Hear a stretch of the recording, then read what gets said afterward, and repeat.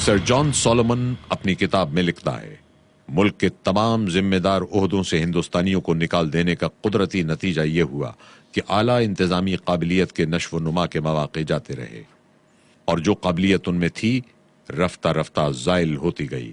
اس کے ساتھ مالی بدحالی نے ان کے کردار کو اس درجہ گرا دیا جس پر مظلوم اور محکوم قومیں پہنچ جاتی ہیں۔ سینکڑوں زمیندار، ہزاروں سپاہی اور بے شمار ملازم بے روزگار ہو گئے اور انہوں نے لوٹ مار کا پیشہ اختیار کر لیا۔ چنانچہ ناگپور سے لے کر خلیج بنگال تک 23,000 ڈکیت لوٹ مار کرتے پھرتے تھے، جنہوں نے 1819 کے موسم سرما میں صرف 10 دنوں میں 182 قتل کیے، 500 زخمی کیے اور 3,000 کو طرح طرح کی ایذائیں دیں اور تقریباً 1 کروڑ کا مال لے اڑے۔ بر صغیر کے باشندوں کی اخلاقی گراوٹ کا ایک اور سبب انگریز کا لایا ہوا قانون تھا۔ عدالتوں، قانونی مشیروں، حصول انصاف کے لیے ادنا عدالتوں، ہائی کورٹس اور سپریم کورٹس کا نظام انتہائی صبر آزما، وقت طلب اور مہنگا تھا۔ عام طور پر مہینوں اور سالوں کا انتظام، دور دراز کا سفر، دوڑ دھوپ کی تکالیف اور سرمایہ و دولت کی بربادی کا سامنا کرنا پڑتا تھا، جبکہ انگریزوں سے پہلے یہ سب قوانین، عدل و انصاف اور ان کی عملی کارروائیاں نہایت سادہ اور بے خرچ تھیں۔ ان میں فریقین کو نہ دور دراز کے اسفار کی زحمت اٹھانا پڑتی اور نہ مہینوں سالوں کا انتظار اور دوڑ دھوپ کی مشقت کے ساتھ سرمایہ و دولت کی بربادی کی مصیبت اٹھانا پڑتی تھی۔ انگلستان کے مشہور مقرر ایڈمنڈ برک نے برطانوی پارلیمنٹ میں خوب واضح الفاظ میں کہا تھا، مشرقی ممالک کی حکومتیں خود مختار ہونا نہیں جانتی۔ ایشیا کا بڑا حصہ مسلمان حکمرانوں کے تحت ہے اور اسلامی حکومت کے معنی ہی قانونی حکومت کے ہیں۔ عیسائی بادشاہوں کے مقابلے میں مسلمانوں کے قانون میں بدرجہ زیادہ مضبوطیاں ہیں۔ ان کا اپنے قانون کے بارے میں یہ عقیدہ ہے کہ اقتدار اعلیٰ صرف خدا کے پاس ہے، رعایا اور بادشاہ سب قانون کے پابند ہیں۔ اگر کوئی شخص قرآن کی ایک آیت بھی اس مضمون کی دکھا دے کہ اس کی روح سے کسی کو خود مختارانہ اختیارات حاصل ہیں، تو میں تسلیم کروں گا کہ میں نے قرآن کا اور ایشیا کے حالات کا بیکار مطالعہ کیا ہے۔ قرآن شریف کا ہر لفظ ظالموں کے خلاف گرج رہا ہے۔ اس قانون کی تشریح کرنے والا علماء یا قاضیوں کا طبقہ ہے جو اس کا محافظ قرار دیا گیا ہے۔ یہ طبقہ بادشاہ کی ناراضگی سے محفوظ ہے اور اسے بادشاہ بھی ہاتھ نہیں لگا سکتا۔ وہاں کی حکومت ایک حد تک جمہوری ہے۔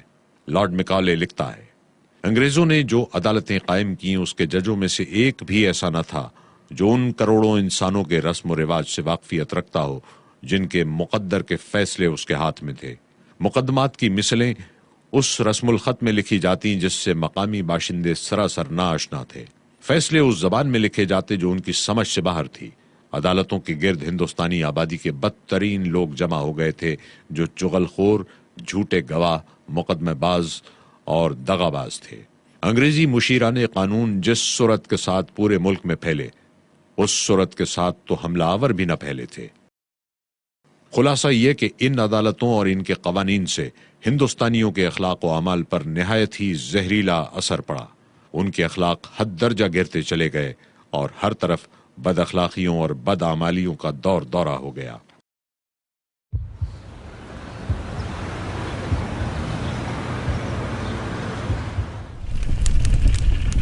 انگریز کے ہاتھوں تعلیمی بربادی۔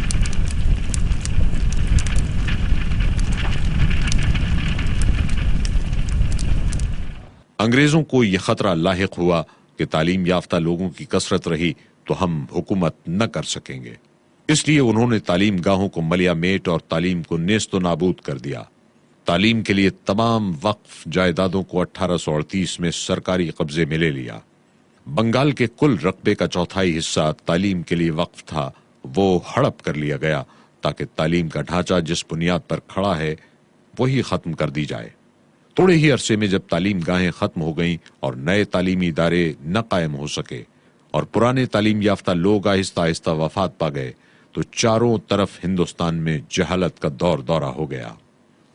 1823 میں برطانیہ کے معززین لارڈ ایلفنسٹن اور لارڈ ایف وارڈن نے ایک متفقہ یادداشت حکومت کو پیش کی۔ انصاف یہ ہے کہ ہم نے دیسیوں کی ذہانت کے چشمے خشک کر دیے ہیں۔ ہماری فتوحات کی نوعیت ایسی ہے کہ جس نے نہ صرف علمی ترقی کی ہمت افزائی کے تمام ذرائع ختم کر دیے ہیں، بلکہ حالت یہ ہے کہ ان کے اصلی علوم گم ہو جانے اور گزرے ہوئے لوگوں کے ذہنوں کے تخلیق کردہ شاہکار بھی مٹ جانے کا اندیشہ ہے۔ اس الزام کو دور کرنے کے لیے کچھ کیا جائے۔ انگریز کی ہمیشہ سے پالیسی رہی کہ بر صغیر کے باشندوں کی ذہانت بالکل برباد کر دی جائے، ان میں علمی بیداری پیدا نہ ہونے دی جائے، ان کے ہر قسم کے کمالات فنا کر دیے جائیں اور ان کو غلامی کی بدترین خدمت گزاریوں اور کاشتکاریوں وغیرہ میں مبتلا رکھا جائے، تاکہ انگریز کی برتری قائم رہے اور وہ اعلی حاکم بنا رہے۔ مالکان ایسٹ انڈیا کمپنی نے 1792 میں مسٹر ویلبر فورس کی جانب سے پیش کی جانے والی تجاویز کی سخت مخالفت کرتے ہوئے کہا، امریکہ میں درسگاہیں قائم ہونے کا یہ نتیجہ نکلا کہ وہ ملک ہمارے ہاتھ سے نکل گیا۔ یہاں بھی ایسا ہی ہوا تو کمپنی کے فوائد کا خاتمہ ہو جائے گا۔ جس ہندوستانی کو تعلیم حاصل کرنی ہو وہ انگلستان چلا آئے۔ تعلیم گاہوں اور علم کا فنا کر دینا معمولی مسئلہ نہ تھا، اور کمپنی کی مخالفت کے باوجود آوازیں اٹھتی رہیں اور چیخ و پکار مچتی رہی۔ بہت سے منصف مزاج انگریز مقامیوں کی حمایت بھی کرتے رہے، جس کے نتیجے میں تعلیمی ضروریات انجام دینے کے لیے 1834 میں کمیٹی بنائی گئی، اور کمیٹی کا صدر لارڈ میکالے مقرر ہوا، جس نے تعلیم کے نام پر ایسا کام دکھایا جس کا خمیازہ آج بھی ہمیں بھگتنا پڑ رہا ہے۔ اس نے تمام علوم و فنون کی تعلیم انگریزی زبان میں لازمی قرار دی۔ داخل نصاب فنون ایسے ہرگز نہ تھے کہ ماہر فن بننے میں کام آتے، جیسے جرمنی، برطانیہ، روس، جاپان نے ان فنون سے ماہرین پیدا کیے۔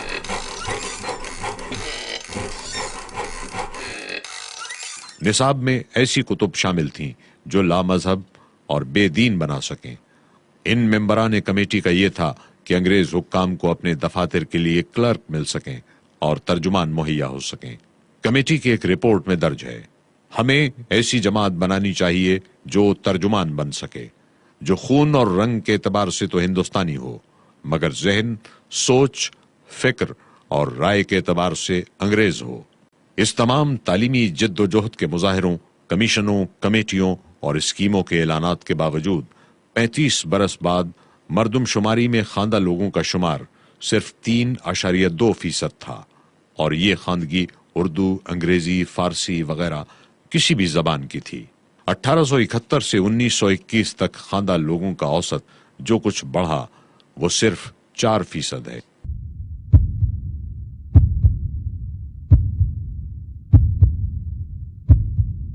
انگریز نے ہندوستان میں تعلیم کی مد میں ایسی مشکلات اور پیچیدگیاں پیدا کی جن کی بنا پر یہ ملک انتہائی جہالت میں پھنس کر رہ گیا۔ انگریز کی غرض صرف اس قدر تھی کہ برطانوی حکومت کی سطوت و جبروت قائم رہے اور رعایا کا ایک ایک فرد حکام کے چنگل میں پھنسا رہے، اور ایسا ہی ہوا۔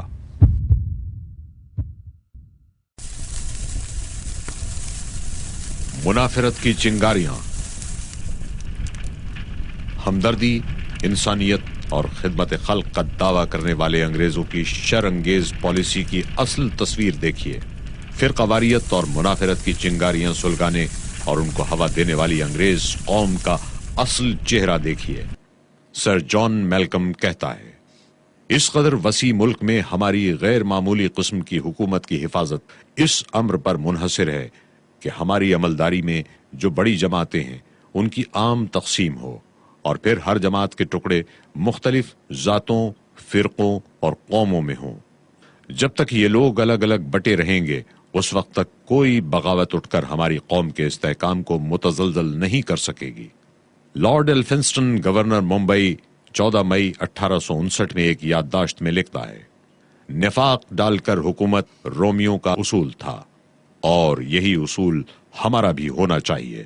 اس سے پہلے کارنیٹیکس نے 1821 میں لکھا تھا، لڑاؤ اور حکومت کرو، رومن کا مقولہ ہماری حکومت کا اصول ہونا چاہیے۔ انگریزوں نے اپنے مفاد اور خود غرضی کے لیے مختلف تدبیروں سے نفاق ڈلوایا اور آپس میں ایک دوسرے کو لڑایا، کبھی ایک جماعت پر دست شفقت رکھا اور کبھی دوسری پر۔